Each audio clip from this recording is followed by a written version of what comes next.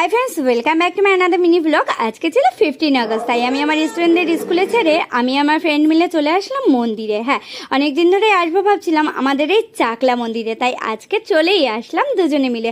পুজো দিয়ে ধূপ আর মোমবাতি নিয়ে আমরা বাইরে চলে আসলাম।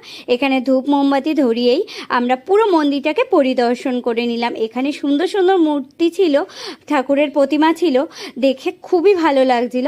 আর এখানে ওদের বাচ্চাবেলাটা দেখে স্কুল লাইফের আমারও মনে পড়ে যাচ্ছিল।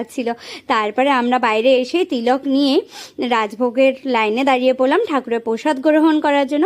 ওপরে গিয়ে আমরা প্রসাদ গ্রহণ করে বাইরে আস্তে আস্তে দেখছি কি সুন্দর একটা এখানে ছোট্ট মেলা বসেছে।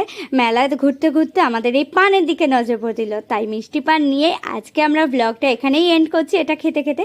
যদি তোমাদেরও আমার ভিডিওটা ভালো লেগে থাকে ডিরেক্ট আমি শেয়ার ভাবতেই আমার পাশে থেকো। আবার দেখাচ্ছে নেক্সট ভিডিও।